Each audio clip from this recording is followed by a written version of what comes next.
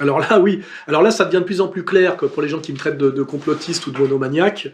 On a quand même, je dirais, le gang Buzyn, Lévy et Bauer, il ne faut pas oublier, parce que je rappelle que la communauté de Lumière, dont on n'a pas le droit de parler, détient, ça s'est fait progressivement à partir des années Mitterrand, et j'ai vu s'accomplir cette prise de pouvoir systématique, que ce soit d'ailleurs dans le milieu du spectacle, de la médecine, de la politique, de l'économie, c'est général. Hein.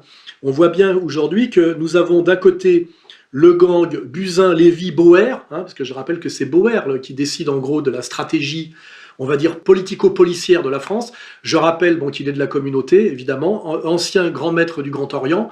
Donc c'est vraiment un agent impérial intégral. C'est pas du tout, pour citer encore Cohn-Bendit, quelqu'un qui représente la majorité française, et ce que j'appellerais la majorité du producteur séducteur, du producteur sédentaire, du cochon de payant et du gaulois. Hein, voilà.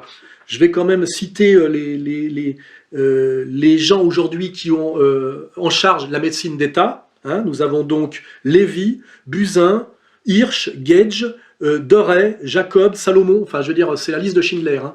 Et eux visiblement sont tous des agents de ce qu'on appelle Big Pharma, c'est-à-dire le lobby pharmaco-chimique, en plus d'être des agents du Nouvel Ordre Mondial, et on voit effectivement que leur but est quand même double, faire du pognon sur le dos du peuple français, soumettre le peuple français, voire même l'affaiblir par le nombre de morts. Hein.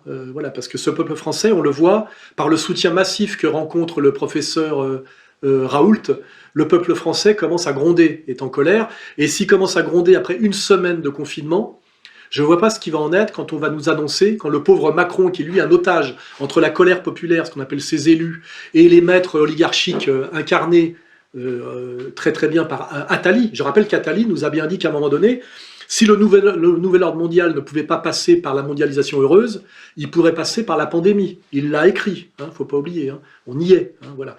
Donc quand Macron, pris en otage, je dirais, entre Attali et Soral, hein, pour montrer les deux extrêmes, sera obligé d'annoncer qu'on prolonge le confinement total, donc la destruction de l'économie française, et notamment des PME, à 45 jours, ça va péter.